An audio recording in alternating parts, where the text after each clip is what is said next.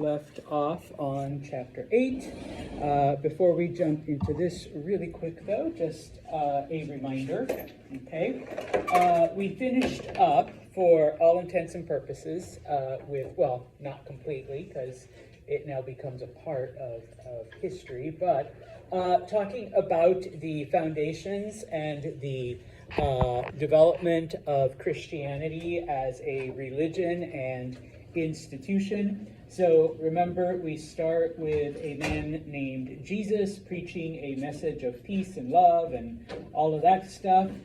He does gain a small amount of followers, but he is executed for treason. And so those followers, after his death, continue to spread his message with limited success. And it isn't until a man named Paul is converted who is able to take Christianity beyond just a small Jewish sect. And the reason why he's able to do it, if you recall, number one, he is a Roman citizen, and so he does have all of the privileges that come with Roman citizenship. Number two, he speaks multiple languages, so he is able to share this message not just with Jewish people, but with pretty much anyone he encounters. And finally, number three, if you recall, part of the message of Jesus and part of what the Jewish people were expecting was a savior. And so he's able to make changes to this message. Number one, he wasn't just a Jewish savior, he's a universal savior. Number two, he's divine. It becomes an idea that is now different from Judaism. So Christianity becomes its own religion as opposed to just a small part of a bigger one. Also, some other ideas from other Hellenized groups. Okay. Then we skip about 300 years worth of history, so we get into the 300s, where Christianity has in fact spread throughout the Roman Empire. There are, a number of followers in just about every part, okay? And yes, they do face a certain amount of harassment and persecution. And it isn't until a man named Constantine becomes emperor that that changes, because the night before an important battle, he has a vision. Someone left up my drawings, where he sees the chi and the rho in the sky, but if you squint enough, I suppose it can turn into a cross. And so because of this, he takes it as a sign that the Christian God is on his side. And so he does convert, he does, become a supporter, bless you, of Judaism, of Christianity, okay? And number one, he legalizes it, okay? So no more persecution. Number two, he does give money to the Christian church to help it build, to help it grow, to help it expand. Along with that, number three, he uses government money to literally build churches, okay? Remember, those are known as basilicas, okay? I don't remember if there's one L or two, okay? Those are known as basilicas. In addition, he also makes the Christian religion tax-free. He appoints bishops as judges so that we see the power and the influence of Christianity continue to grow. And number four, now while he doesn't do it, but he brings all of the bishops together and tells them, you need to get your act together, unify this message. Some of you are like, this happened, and some of you are this happened. No, y'all need to agree. And so it's part of what's called the Council of Nicaea. And while it does, set out a lot of Christian doctrine and theology, the two things that I'm going to test you on are, number one, they do agree on the nature of the Trinity. God, Jesus, Holy Spirit are one thing. And of course, how to determine Easter. Okay? First full moon first Sunday after the first full moon, after the spring equinox. Okay? It isn't until the Emperor Theodosius, Constantine's successor, that we see the Christian church, or remember that during this time we are using Christian and Catholic interchangeably because they are the same. I know today it isn't, all right, but back then it was, okay? The Catholic Church, the Christian Church, becomes the official religion of the Roman Empire. And so now the history of Rome is intertwined with the history of the church. Okay? Today we are going to talk then about the downfall, the end of the Roman Empire. And so obviously this involves the various German tribes that are encountered on the other side of the Rhine River. Those tribes are first encountered during the time of Julius Caesar. And yes, the Romans are unable to beat them. They are defeated by them. But the tribes, when they tried to invade, the Roman Empire, they are also beaten back. So basically, both sides agree to stay on their sides of the river. Okay, Romans on this side, Germans on that side. Okay. Over time, though, and this is just a summary, we'll talk specifics right now. At first, the Romans, the only interaction they have with the German tribes is to buy slaves from them, okay? Because they need slaves to work all of these giant plantation agriculture farms that, Rome develops during the 200 years of peace. We'll talk about this today specifically. Number two, when the peaceful times end, Germans are hired as mercenaries by various armies, bless you, okay? So they are now fighting on various sides, and then at the very end, yes, okay, they begin to move into the empire, sometimes peacefully, sometimes opposed, sometimes unopposed, and then, of course, at the very end, it's just a flat-out invasion, okay? And so, we pick up then. Okay, so as I mentioned, we get somewhere between the year 2 and 300, okay? We see the end of the Golden Age. We see the end of Pax Romana, and it isn't as if, like, one day everything's awesome and then the next day, society was shit. Okay, yeah, it takes about 100 years, 100 and something years for things to slowly collapse. Okay, and and it is during this time that we see these different German tribes, okay, begin to enter the Roman Empire. Now, please remember that these tribes are not unified; they're divided by clans. Okay, so just as often as they fight the Romans, they're also fighting each other. Okay, type of thing, or at least historically. Okay, now, as I mentioned, okay, originally, okay, they are invited in, okay, first as slaves, okay, they are brought in, okay, and then, of course, next for mercenaries, okay. And of course, because we're no longer in the golden age of Rome, because Rome is struggling both politically and it's also financially and socially, okay? Yeah, I'm hiring these German soldiers, but I don't always have gold and silver to pay them, so they get paid in land, okay? And most of these soldiers are okay with that.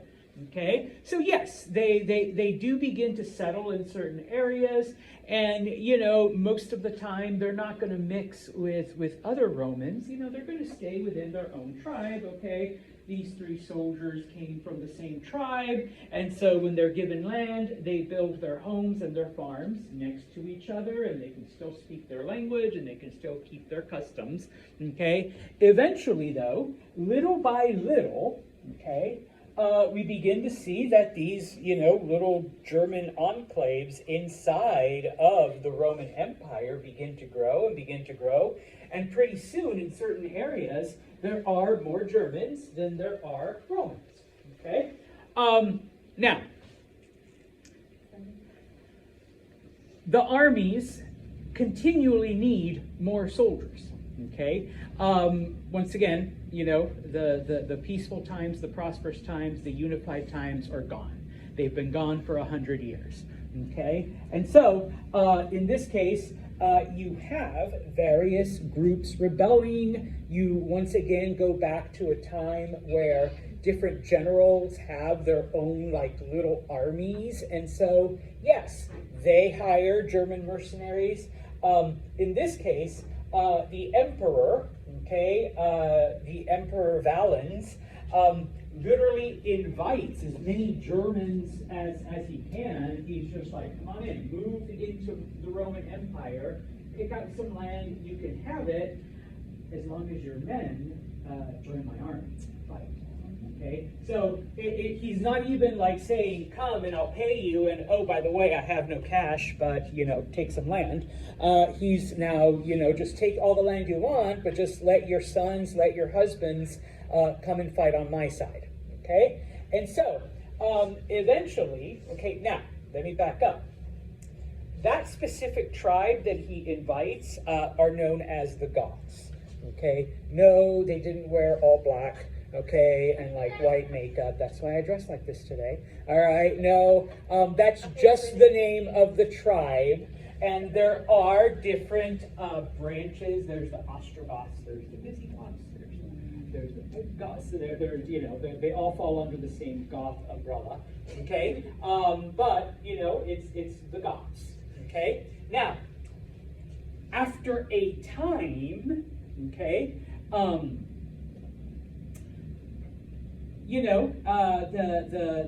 the armies of Emperor Valens, they begin to rebel against their Roman leaders.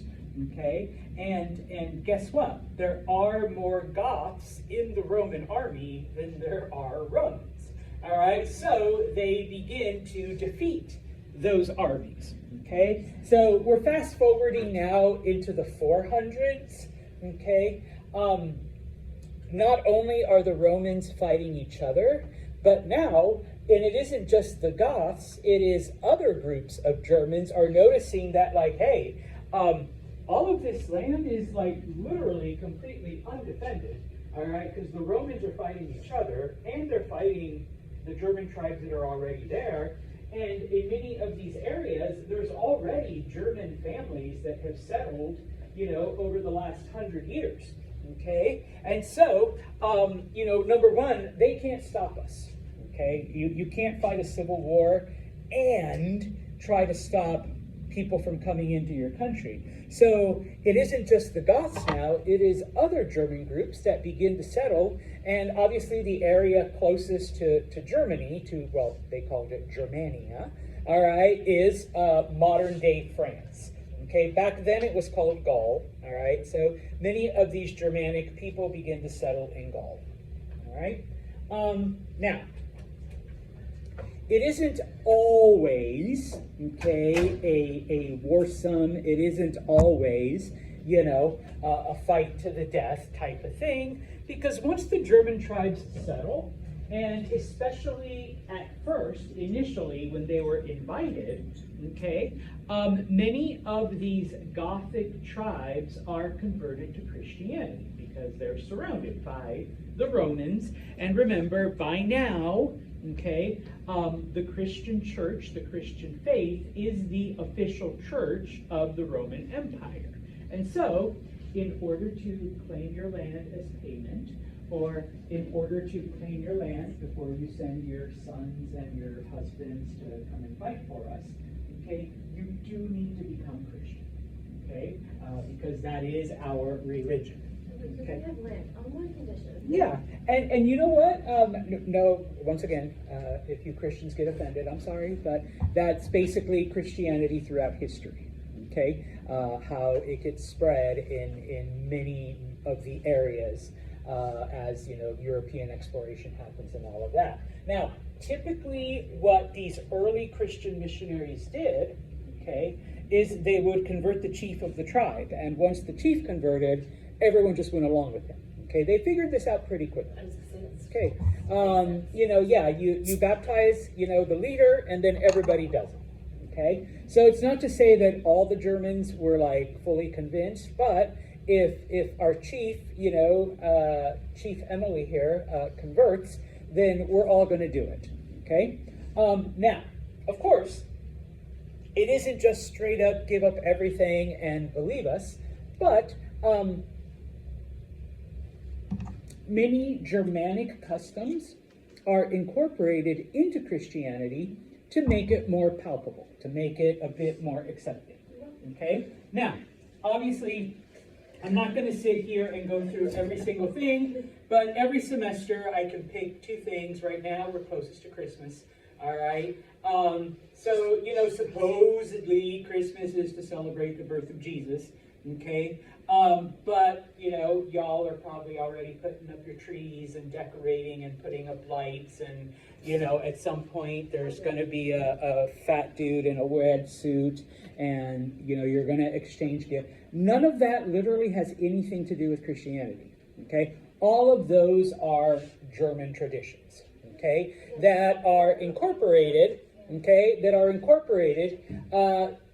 to make Christianity easier for the Germans to accept. If we were doing this in the spring semester, I'd talk about Easter and how eggs, rabbits, and all of that stuff literally has nothing to do with Christianity, which is supposed to be Easter time when Jesus, came back from the dead. Okay, but those have to do with the German spring stuff, of renewal and life and all of that. Okay, now there's like literally dozens of other things, all right, but these are the two most obvious. Those German tribes become Christian, all right. Now, beginning of the end, okay. Remember those Central Asian tribes that are wandering back, and they've been doing it for thousands of years? They're still there, okay. One of them, okay, is a group known as the Huns.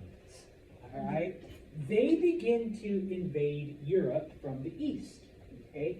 And the first groups they encounter are these German tribes, okay? And so now, and of course, one of the reasons why these German invasions, I don't want to say begun, but one of the reasons why they started and intensified is because they were being pushed from the other side by this Central Asian group known as the Huns.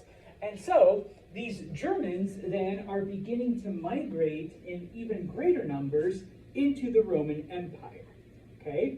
Now, at some point, okay, because these wars, had been going on for a while, at some point a man named Attila, okay, becomes the leader of the Huns. He basically is the ruler of the Huns for about 20 years, okay? And he is able to defeat many of these Germanic tribes, and he is in charge of the Huns when they first come in contact with the Romans, okay? Now, up until this point, the Huns had only been fighting against the Germans and pushing them farther and farther and farther. Okay, but now they've pushed them so far that they encounter the Romans as well. Okay, and Attila is able to defeat both the Germans and the Romans. They never really united to try to fight back against the common enemy. Okay, doesn't make, you're right, but the Germans and the Romans were also fighting each other, so it kind of makes sense that way.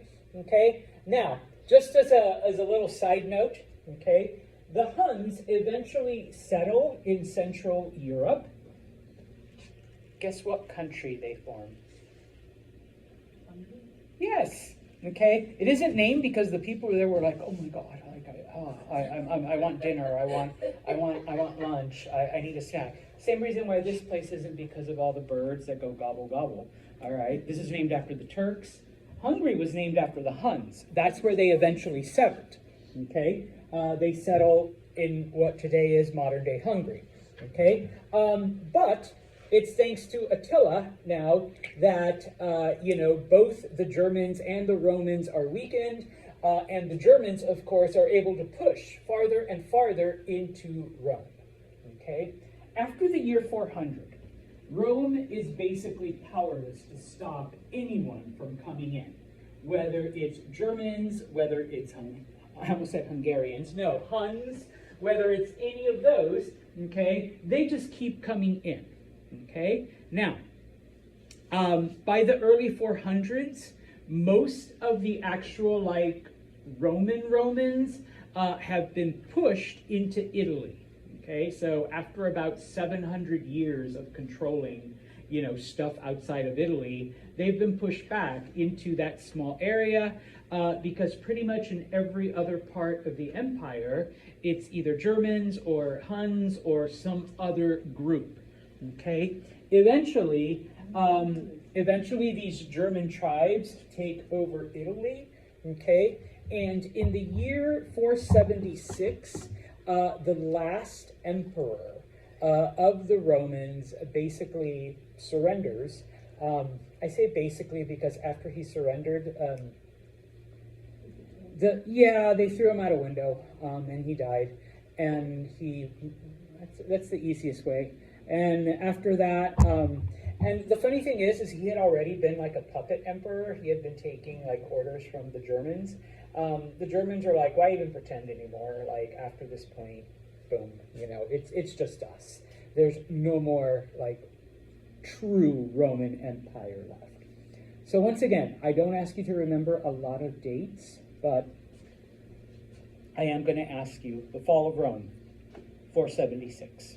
Okay, that is when the Roman Empire kind of sort of ends. And I say kind of sort of because it gets a little bit complicated, which is why we've got more slides. Okay, now, once again, you do have this map, and it is in your textbook, but it does show how the Huns, starting off in Central Europe, begin to push the various Germanic and Romans into farther and farther and farther into the empire, into itself, all right? Eventually they do settle, okay, in this central part of Europe, but those Germanic groups have to then go into other, okay, areas, okay? Now, that 476 date only happens in Western Europe. It only happens in the western part of the Roman Empire. Now, I am going to ask you this as well, okay? The fall of Rome, 476, until the Renaissance, which honestly it depends on which part of Europe you're looking at, so we never give like a very specific date, okay? That is known as the Middle Ages, okay? That period of time. When people talk about the Middle Ages, they're talking about the time after Rome fell until the beginnings of the Renaissance. We refer to it as medieval times or the medieval period, if you want to use the adjective, okay? And no, please don't spell it M-I-D and then evil. I know it sounds that way, but that's the correct spelling. Sometimes people refer to it as the Dark Ages. We try not to use that anymore because, and I'll explain it, yes, all of the inventions that the Romans made, the roads, the aqueducts, the concrete, running water, all of that stuff, everything basically went backwards. And by the year 1000, there were no roads, there were no aqueducts. Europeans, like I said, were pooping and peeing in the street and throwing out their dead into the roads and just, doing whatever. So they basically went backwards, okay? But the thing is, that only happened in Western Europe. In other parts of the world, science and math and engineering kept advancing. It kept, progressing. It just didn't make it to Europe, all right? And so we try not to call it the Dark Ages because it wasn't dark everywhere, all right? Just in a very specific location, okay? Now, with the collapse of the Western Empire, all right, the Catholic Church becomes the sole organization that keeps everybody unified. Okay? Oh no, that's still about 1,000 years away. All right, believe it or not. Okay? We no longer have a government, but we do have an organization, the Catholic Church, that preserves Roman knowledge, that preserves Roman tradition, and that keeps a semblance of, quote unquote, civilization alive. Okay? Even though we are no longer all Romans, okay, everyone, can claim to be Christian/Catholic. And so people now listen to the bishops and the priests, as opposed to before the emperor and whatever underlings he had. Okay? And so Rome, even though it is no longer a political capital, it does become the spiritual capital, all right, of what used to be the empire. Because supposedly all of the bishops were equal, okay? But with the collapse of I guess, physical authority, the Bishop of Rome assumes spiritual authority over everyone, okay? And the bishops of other places, for the most part, let him do it, okay? And of course, he takes on the title of Papa, which translates as Pope or Father, okay? And that's why I don't play basketball, okay? All right, so the Catholic Church then becomes the one organization that keeps everything in check, okay? Now, just as an FYI, okay, the way it keeps all of the traditions and knowledge and all of that stuff, because the knowledge of roads and astronomy and engineering doesn't really disappear. The church holds on to it and keeps it hidden away in its vaults and in its monasteries, okay? And if you, during the Middle Ages, during medieval times, if you wanted to gain access to that knowledge, you had to be an official or something involved with the church. Which is why, for example, Copernicus, who is the first person to, or the first European to propose that the Earth revolves around the sun as opposed to the sun around the Earth, was a Polish monk. All right? He lived in a monastery and he studied all of this stuff all of his life. Okay? So the knowledge was there. It was just hidden by the church. Okay? So, I mean, could be good, could be bad. All right? Now, what about the Roman Empire in the East? Because all of this, once again, and that's why I put it in all caps, only happens in the West. Okay? Well, you gotta back up about 150 years. There is an emperor named Diocletian. Okay? And at some point, he decides that the empire has gotten too chaotic to manage by himself. So what he does is he divides the empire in half, and he will manage the western part of the empire, and a quote-unquote sub-emperor will manage the east, okay? Will take care of that. And while they may consult each other on occasion, okay, for the most part, you can do what you want with your half of the empire. I will do what I want with my half of the empire. We'll still come together for certain things, but this way, we can each worry about our own side, okay? Now, when Constantine becomes emperor, and this is this dude, same guy, the guy who legalizes Christianity, okay? He decides that Rome is ugly, Rome sucks, Rome is stupid, okay? I want to move to the eastern part of the empire, which is newer and cleaner and all of that, okay? And so, what he does, okay, there is a Greek city, called Byzantium, okay? He picks that city and he upgrades it. You know, he builds all of this cool stuff. He renames it after himself, of course, Constantinople, and that becomes his new capital. And the guy that used to be in the east, you go to Rome.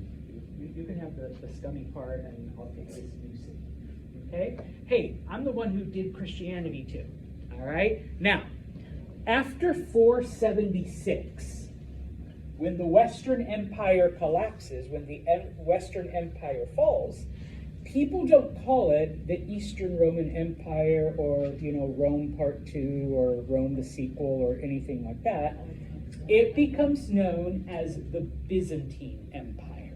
Okay, so the Byzantine Empire is basically what's left of the Roman Empire after the collapse of Rome. Okay, yeah. And so some people say, well, 476, that's when Rome collapsed, but not the actual collapse of the Roman Empire, because it morphed, it changed into the Byzantine Empire and survived until 1453. Okay, but this is basically what ends up happening. All right, so Rome collapses, Western Europe falls into, the Dark Ages, the Middle Ages, all right? Everything goes backwards, everything reverts to, some weird time. And I often have to tell people, it's like, people then, basically, you never really left your village. Nobody knew what was on the other side of that hill because everybody was too afraid. And there was nobody left to maintain the roads because all of the knowledge was kept away, hidden away by the Catholic Church. So the roads fell apart, the aqueducts collapsed, and you basically knew your village, and that was it. And pretty soon the land was ruled over by local warlords, and that was it. That's who you listened to. All right, whoever had the most power would be the one who was in charge. Okay, but once again, that only happened in Western Europe. Everywhere else, things are still pretty normal. Okay, so first, I just want to show you this map, which shows the divisions of the Roman Empire, thanks to Diocletian. He eliminates the 40 provinces and reorganizes the empire. He calls them dioceses. His name's Diocletian, so he names them after himself.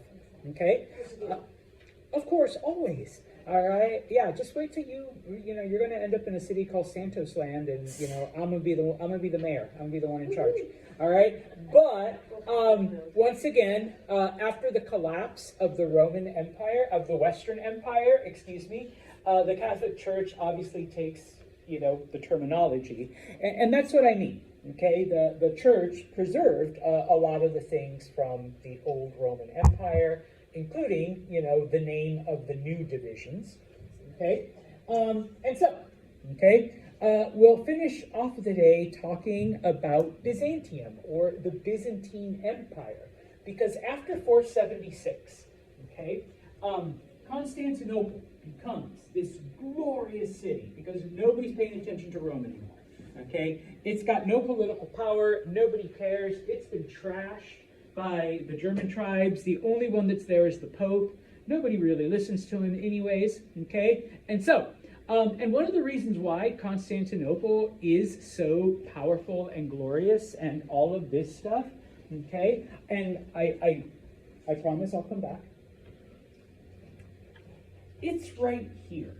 It is at the crossroads of where Asia and Europe meet. So anything that has to come this way crosses through Constantinople, and it's like that for the next 1,000 years, okay? Everything coming from Asia goes to Constantinople. The Silk Road ends at Constantinople. The Royal Road ends at Constantinople, okay? And so it becomes this important city. Now, unfortunately, once again, can't spend time, or at least focus too much on Byzantine history, but there is one person and one small part, okay? And that is Justinian, okay? he becomes Byzantine emperor in the year 527, okay, which is about 50 or so years after the collapse of Rome. Okay, so the Western Empire is gone. Okay, Rome collapsed 50 years ago. Okay, so even though he really wasn't around for that, okay, he still hears the story from older people. Okay, that once upon a time, da da da da da, whatever. Okay, and so the reason why we gonna expect you to remember Justinian is number one. Okay.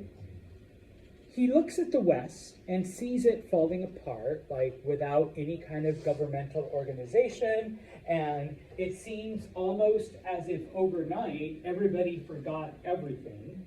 And so he basically says, should this happen to us? Heaven forbid, okay? I want Roman culture, Roman society, Roman rules, Roman tradition, Roman laws. I want all of that to survive, okay? And so he had everything written, everything codified, everything put out there into the public. Of course, Justinian had no idea that the Catholic Church was keeping all that shit hidden, okay? But he wanted to make sure that it was out there, okay? Because he's like, I'm already seeing, how Rome is just falling apart without, all of this organization, and nobody's maintaining the roads, and nobody's maintaining the running water, and people are starting to grab water in buckets from rivers. And no, he says, I want all of this to survive should we also disappear. Okay. He continues the tradition of Constantine of building churches, and so in this case, now that Rome is gone, of course, the Pope is there and stuff like that. He's like, but we are going to become, by default, the new capital of the church as well. So he wants a mega church. He wants a beautiful cathedral, all right? And so he begins the construction of a church known as the Hagia Sophia. FYI, it is still there, okay? It still exists. So it's about 1,500 years old, okay? And finally, he is the last person, okay, at least for about 500 years, but the other guys don't really try to do it the way he does it. He is the last person to try to reunify the old Roman Empire. He wants to bring all of this back, okay? And he's the last person to try, okay? Now, so he actually does invade what used to be the Western Empire, and so he is able to push back the Germans in the West, okay? But by now, the Persians, who are under the control of the Sasanians, the Sasanian Persians take this opportunity to attack the Byzantine Empire from the east. Okay, here's the Sasanians. They attack from the east, so he has to pull his armies from the west to fight them in the east, and once he pulls his armies, those German tribes just take back the land that they had lost. Okay, so it's kind of like back and forth, back. Justinian does not have enough soldiers to try to fight a two-front war. Okay, and then, right as he's in the middle of fighting this campaign, or at least trying to fight, between the years 541 and 542, we see an outbreak of the bubonic plague, and over a third of the Byzantine population die. Okay, so before he didn't have enough soldiers to fight, now he has even less. Okay, so he's like, there is no, it's going to be hard enough just to maintain what we have. Okay, this is one of the first outbreaks. Now, the most famous, the most deadly one is the one that happens in the 12 and 1300s, the one that we refer to as the Black Death. And that's because the bubonic plague, it attacks people, but then eventually, when everybody dies and the population goes down, okay, since there's really nobody left to infect, people are like, oh, it's gone. But then once, people start having babies again and population increases and all of that, then like there's a resurgence, kills off more people, and then it's like, it stops. It's like, whew, all right, we're cured, we're gone, it's okay. And then the people once again, start having babies, they start moving in, they start all of that, and then it resurfaces, okay? So it never truly goes away, okay? At least not yet, okay? Does anyone know how the bubonic plague spread? Something very specific about the rat stuff. The bite? No, the fleas. There are fleas on rats that carry the plague virus. That's right. Okay? And so, no offense, humans, but we as humans are very dirty, scummy, garbagey people.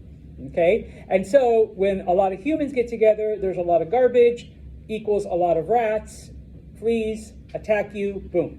Okay? Once there's fewer humans, because we die off, less garbage, less whatever, so the plague goes down. All right, and then population increases, more garbage, more things, more that, more rats, and then it rises again. Okay, so yeah, okay, this is one of the first bubonic outbreaks. Okay, this is the Hagia Sophia today.